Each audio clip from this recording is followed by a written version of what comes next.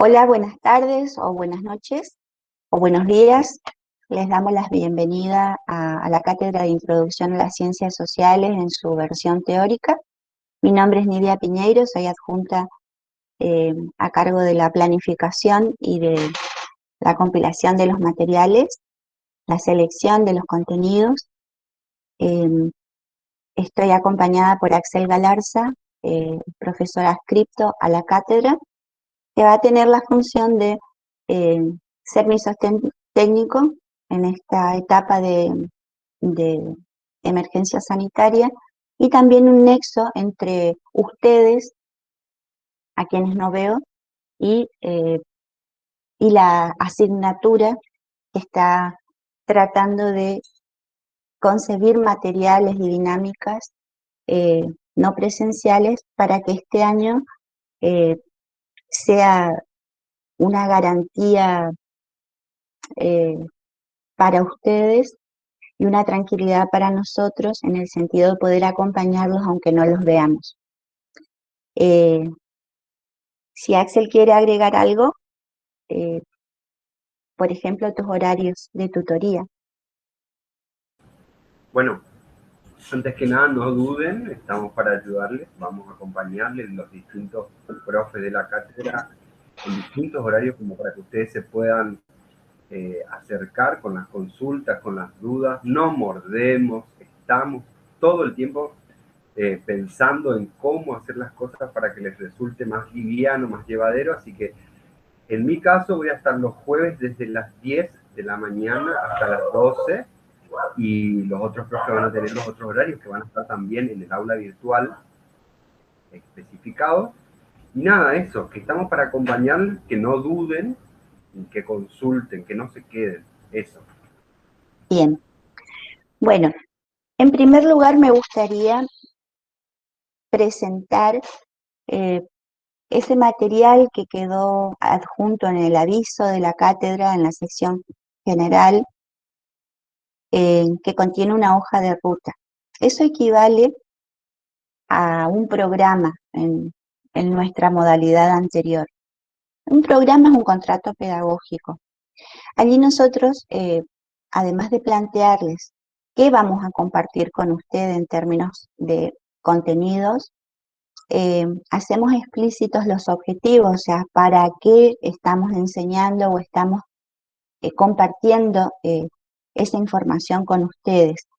También la hoja de ruta dice en qué secuencia y cómo se están agrupando esos contenidos, eh, por lo cual tenemos en esa hoja de ruta información sobre lo que se va a dar, los materiales con que se van a trabajar, eh, qué estamos esperando, qué buscamos con esos eh, contenidos.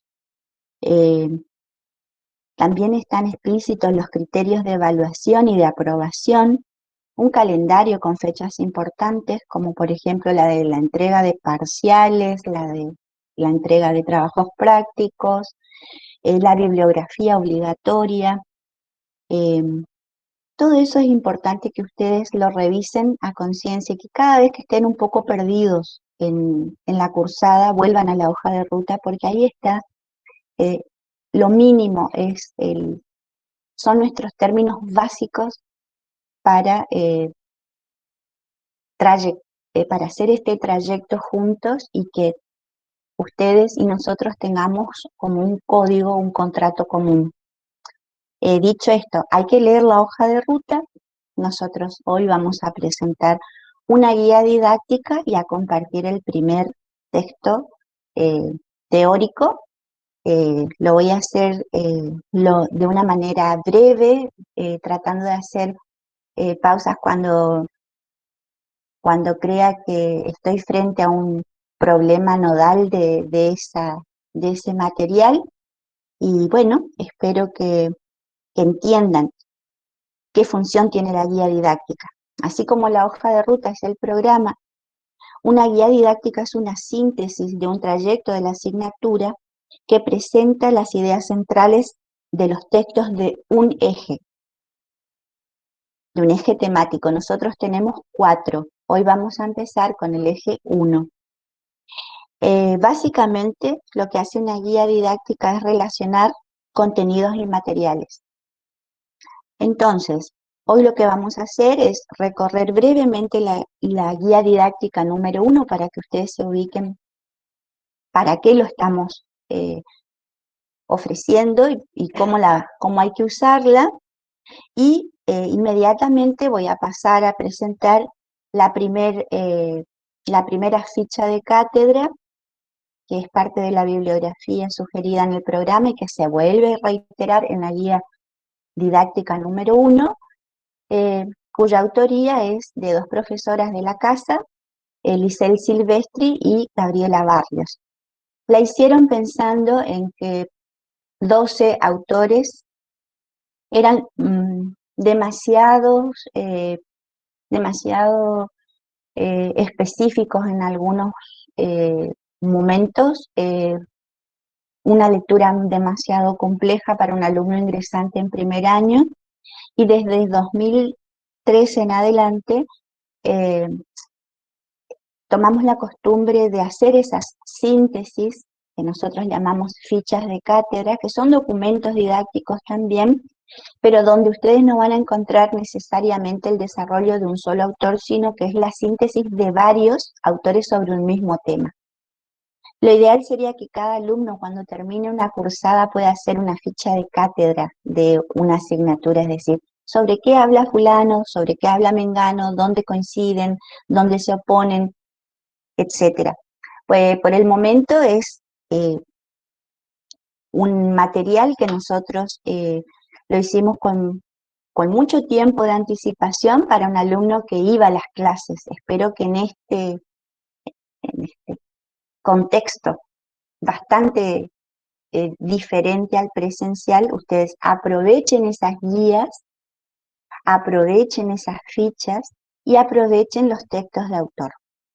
Entonces yo voy a compartir pantalla para pasear un poquito por nuestra... Hoy vamos a trabajar la guía didáctica número 1. Voy a presentar la estructura, la función de una guía y vamos a pasar después a trabajar, a interactuar un poco con el texto de Barrios Silvestri, que es de 2013. ¿Podés compartir la pantalla de la guía didáctica número 1, por favor, Axel? Mientras Axel nos comparte la pantalla, voy explicando un poquito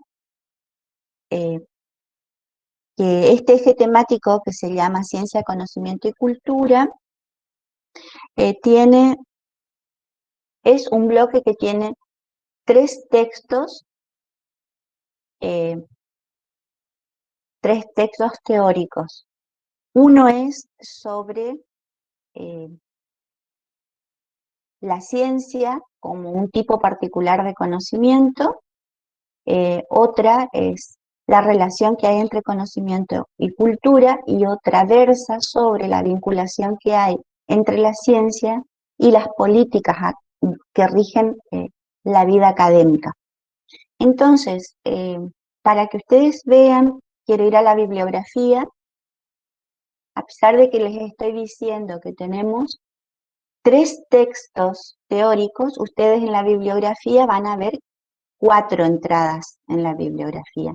La primera, que es una ficha de cátedra también, no es teórica, es una guía para aprender o para facilitar la comprensión y la producción de textos académicos. Entonces, esa guía no es específica del eje número 1, sino que la van a poder utilizar en toda la cursada, igual que la hoja de ruta. Esa guía contiene, ya la habrán trabajado quienes fueron a la ambientación o participaron de los grupos en la ambientación, una compilación de nociones prácticas que están pensadas para el alumno que no está acostumbrado a presentar de manera especial sus textos y como están en primer año y este es el primer cuatrimestre, nos gustaría que siempre estén atentos si se le pide un resumen, si se le pide una síntesis, si se le pide una línea de tiempo, un mapa conceptual, qué es una infografía, eh, qué es un texto argumentativo, etcétera, van a tener acceso permanente a ese material. Por ahora nos vamos a concentrar en el texto de Barrios y Silvestri. Yo para eso voy a tratar de compartir pantalla. Voy a intentarlo. La ficha de cátedra de Barrios y Silvestri. Un poco es hablar del conocimiento científico y del conocimiento en general, que no son la misma cosa, pero tienen algo en común. Lo que comparte un conocimiento científico con cualquier otro conocimiento, por ejemplo, el conocimiento que uno adquiere en un grupo familiar, el conocimiento que aprende en la comunidad, eh, el conocimiento que se adquiere por ser parte de una comunidad humana, eh, tiene algo que comparte el conocimiento científico. Es que están involucrados dos elementos que son necesariamente imprescindibles para que haya conocimiento. Un elemento es el ser humano, un sujeto que desea conocer. Entonces, el primer elemento se denomina sujeto, cognoscente, y el segundo elemento necesario, imprescindible para que haya un acto de conocimiento es el objeto cognoscible. Cada ciencia, cada disciplina se especializa desde 1900 más o menos, estamos hablando siglo XIX, en delimitar dentro del campo posible de estudio y de investigación un objeto sobre el cual tiene la intención de convertirse en especialista. Entonces, lo que determina que haya más de una ciencia o de campos disciplinares es de qué va el objeto de estudio que se propone estudiar. En el caso de las ciencias sociales, como por ejemplo la lingüística, la sociología, la economía, la antropología, el objeto común, compartido, es el ser humano. ¿Qué tiene el ser humano para las ciencias sociales? Es más que un ser biológico, eh, es más que un conjunto de órganos funcionando, sino que el hombre como objeto de estudio es seleccionado o es especificado, es abordado en tanto poseedor de libertad, en tanto poseedor de cultura y en tanto poseedor de lenguaje. Entonces, la primera característica es que cualquier otro objeto de estudio que no sea el ser humano está determinado, es algo dado. El ser humano, cuando nos referimos a la libertad, significa que no hay ninguna posibilidad de predeterminar, de predecir su comportamiento. O sea, no hay certezas respecto de su comportamiento. No es como que uno estudia el bronce en relación con el calor o el agua en relación con el aceite y lo puede repetir una vez y otra vez y se puede eh, eh, predecir su comportamiento. Al ser el hombre un ser libre, no determinado, ser un sujeto también que atribuye significados a sus acciones en el contexto de la cultura en la que vive, no es que no responda a las leyes naturales, pero también hay leyes sociales que puede revertir, eh, ante las que puede rebelarse, construir otras reglas, porque tiene libre albedrío. O sea, ustedes se preguntarán por qué, o si es tan cierto que un hombre, a pesar de estar preso, sigue teniendo la condición de ser humano, en relación con la libertad, estoy hablando. Y muchos autores contestan a esta pregunta diciendo que aun cuando uno esté privado de la libertad de moverse o de compartir con otros o de estar en el lugar que quiere, etcétera, tiene la libertad, por ejemplo, de elegir en qué pensar, tomar decisiones como mentir o no, eh, de proyectar cosas que otros objetos estudiados por otras ciencias no lo pueden hacer. Esto tiene algunos inconvenientes para los científicos que se dedican a las ciencias sociales, porque al tener un objeto con estas características, eh, el contexto donde uno toma datos puede ir variando, las decisiones que toma ese, ese grupo humano al que uno está estudiando también puede variar eh, en su percepción, en sus convicciones, en sus creencias o decidir no cooperar. Es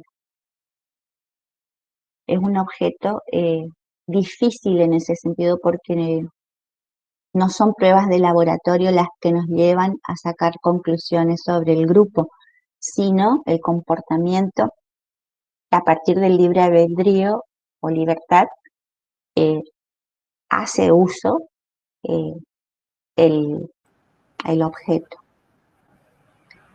El hombre como poseedor de cultura es otro de los aspectos con los que trabajan las ciencias sociales. Es decir, cuando hablamos de cultura nos referimos a la capacidad que tiene el ser humano de recrear, de transformar lo heredado. Esa transformación de lo heredado se produce a partir de la capacidad de simbolizar.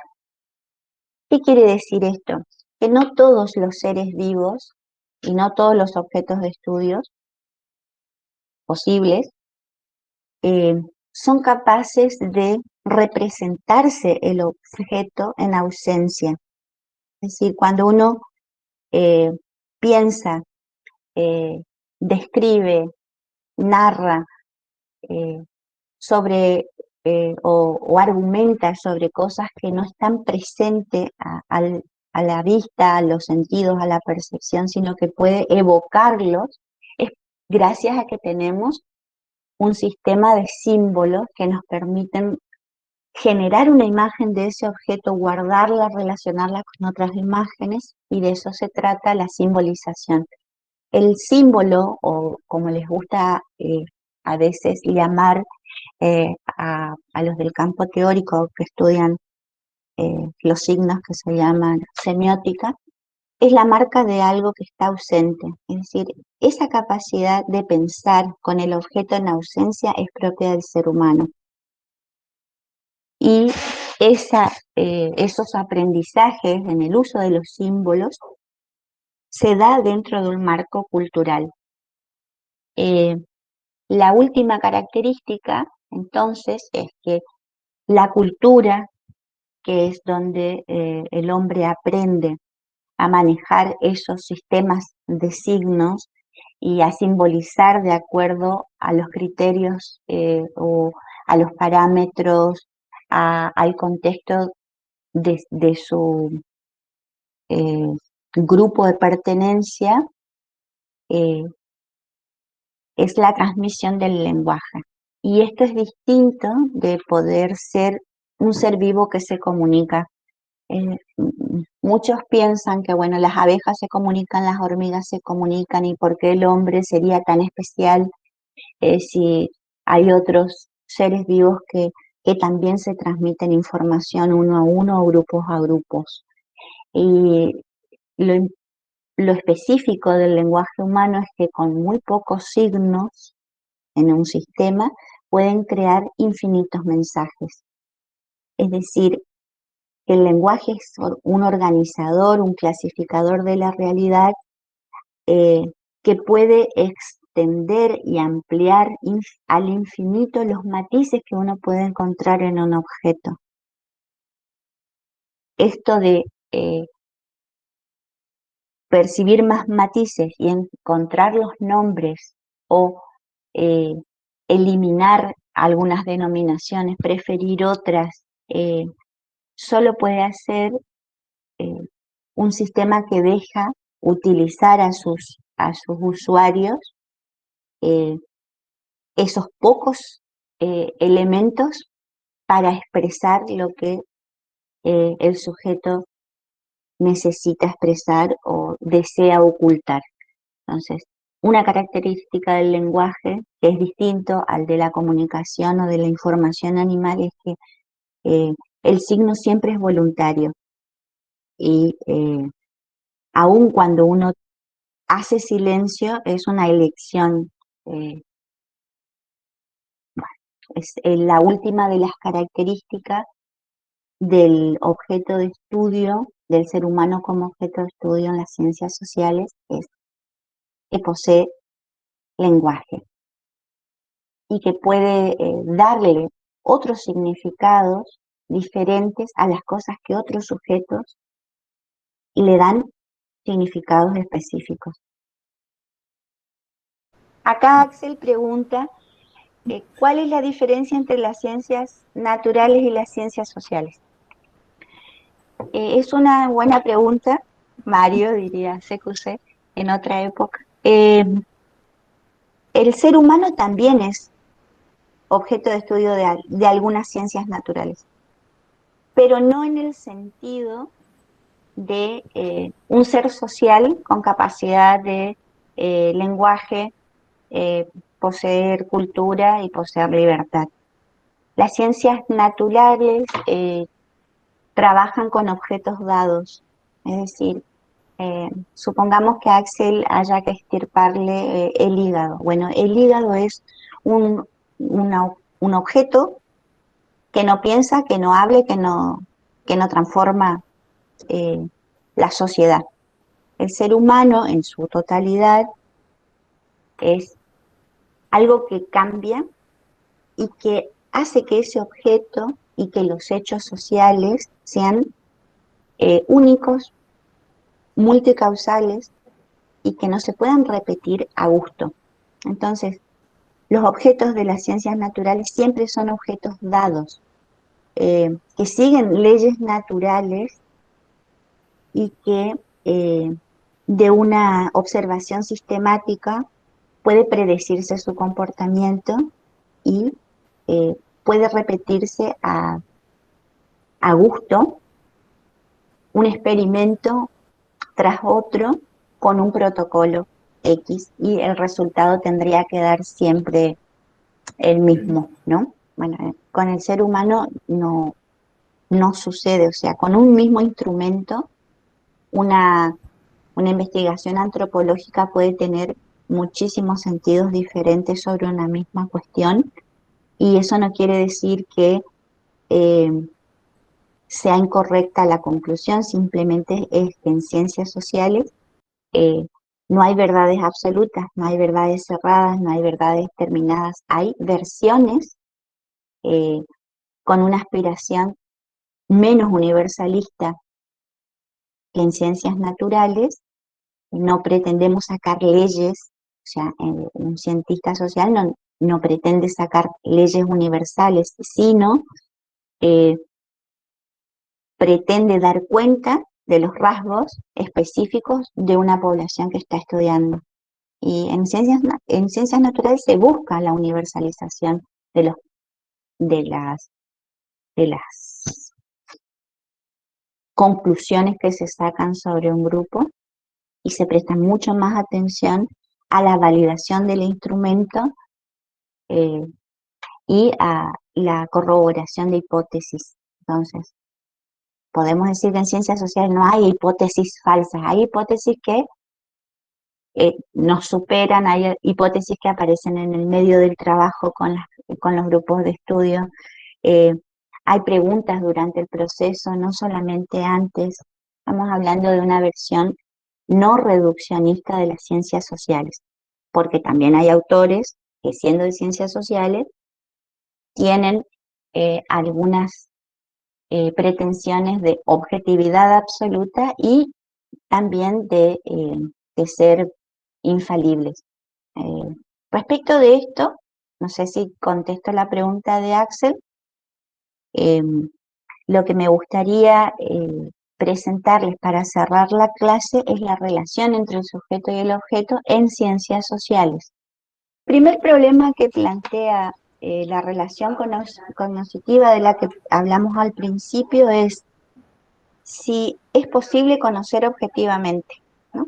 Entonces, las ciencias naturales o la versión reduccionista de las ciencias sociales aspirarían a la objetividad y este deseo, esta pretensión de objetividad se cumpliría en el caso que nosotros tomásemos el sujeto y el objeto como si fueran parte de una relación donde los elementos se enfrentan y se excluyen. Es decir, el sujeto solo puede conocer y el objeto solo puede ser conocido. Ahora, si en ciencias sociales el objeto es otro sujeto y además tiene lenguaje, tiene libertad y es miembro de una cultura, tendríamos que decir, bueno, esto por lo menos tendríamos que plantear como un problema o como una eh, autocomprensión de nuestro campo de estudio. Hoy decíamos que los hechos que estudian las ciencias sociales son únicos, son irrepetibles, son multicausales y ahora le agregamos a esta problematización que este objeto también es parlante. Entonces, ¿qué quiere decir? Que tiene sus propias categorías como parte de sus herramientas culturales, piensa de una manera determinada el mundo, no todos porque somos seres humanos, tenemos una herencia biológica que nos predetermina para interpretar de la misma manera lo que percibimos por los mismos sentidos. Es decir, todos tenemos vista, oído, olfato, etcétera, pero no todos los grupos con esa información entienden, interpretan la realidad de la misma manera. Fíjense que si nosotros vamos a trabajar con un grupo, no nos vamos al campo, como decimos, no entramos a campo sin nada en la cabeza. Es decir, que el sujeto también puede modificar los resultados de una investigación debido a sus propios sesgos. Sesgos sería todo aquello que inclina las características que podrían emerger del objeto a favor de una subjetividad, de una posición específica de quien observa. El observador entonces puede tener sesgos culturales, familiares, profesionales, lingüísticos, educativos, de edad, de género, de clase, y ya estaría concibiendo un objeto muy particularmente, o sea, desde sus categorías y desde estas posiciones, y está modificando de alguna manera la forma en que se va a observar, desde qué lugar lo va a observar, con qué disciplinas va a dialogar en la consecución de ese conocimiento sobre ese objeto. Los métodos van a incidir para que se obtenga un resultado u otro, es decir, contestamos a Hartman, que es un autor que presenta esta relación súper simple y muy encantadora de que solo el sujeto conoce y el objeto se deja conocer. Estamos cuestionándola y decimos, ojo cuando lean el texto, porque van a aparecer en primer lugar la posición harbaniana y luego otras posiciones que son las que están más cerca de las ciencias sociales no reduccionistas. Entonces, el no reduccionismo de las ciencias sociales tiene que ver básicamente con la crítica a esa confrontación simplista de sujeto y objeto, sino que propone una colaboración y una eh, coorganización, una co-construcción del conocimiento, porque el sujeto que es conocido por el sujeto que está investigando también tiene las mismas características de libertad de lenguaje y pertenencia a una cultura determinada. ¿Cómo ocurren esos sesgos prácticamente? Bueno, cuando seleccionamos un aspecto del objeto en lugar de otro, relacionando un hecho con otro, ¿de qué manera lo relacionamos? Puede ser una secuencia cronológica, pero no necesariamente causal, puede ser una relación de oposición, puede ser una relación de concomitancia, de simultaneidad. No necesariamente en ciencias sociales se busca la explicación de las cosas y por eso no siempre se admite que las relaciones sean sí, solo sí causales. También estamos incidiendo en la obtención del conocimiento cuando atribuimos significados al objeto que no son propios de él, sino que son atribuciones que hace el sujeto que está observando, en este caso, eh, los investigadores en ciencias sociales. Bueno, por ahora eh, vamos a dejar algunos problemas planteados. El primer problema es entonces si el conocimiento científico es neutro y cómo podemos hacer para resolver esta cuestión a partir de la literatura que estamos ofreciendo. El otro problema es si se puede lograr la objetividad en ciencias sociales y dar una respuesta sobre esas cuestiones a partir de la lectura. Y por ahora, eso es todo y los esperamos en la próxima semana. Axel, ¿tienes algo para preguntar o No, simplemente quedarse con esta idea.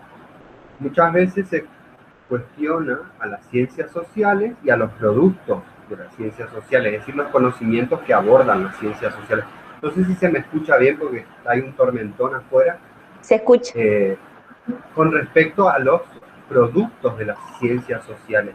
Y ahí entra una cuestión que es importante que tengan en cuenta dentro de la ficha, que está muy claro en la ficha de trabajo: la fiabilidad de las ciencias. Y ahí pone en valor estos conocimientos que son fiables. ¿Qué quiere decir fiables? Que nosotros podemos comprobar que esto se da de esa manera. Si bien los productos de las ciencias sociales a veces son difíciles mirados desde las ciencias naturales, la mayoría de las veces son productos que nosotros podemos decir, ah, esto funciona así porque las ciencias sociales ya nos dicen que esto es así. Entonces podemos ver la fiabilidad de los productos de la ciencia más allá de todas las objeciones y los puntos reduccionistas que los autores cuando van leyendo van implicando. ¿Se escucha? No, no se escucha. Sí, se escucha. Tenemos tormenta, estamos en Chaco, yo, Axel en Corrientes, tenemos mucho viento, pero sí se te escucha. Si es que no estás en riesgo, eh, termina tu idea y después cerramos.